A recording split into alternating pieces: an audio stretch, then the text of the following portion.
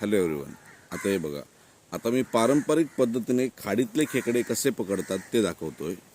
एक जाळं घेतलं मी फाटलेलं, त्याला एक वर अशी नॉट बांधली आहे दोरी, ही बघा जी वर मला हाताला मिळेल, आणि त्याच्या खाली एक वजन म्हणून दगड बांधला आहे, आणि मध्ये मध्ये मी असे छोटे खराब झालेले मासे अडकवले. हे बघा, हा बांगडा तुम्हाला दिसतोय, एक 5-6 म्हणतात त्याला.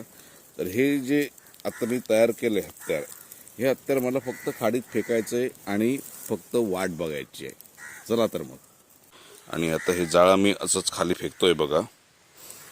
हे दगड आणि मासे माझे पाण्यात गेलेले आहेत खाली, आणि इथे मी नॉट बांधून ठेवलेली आहे.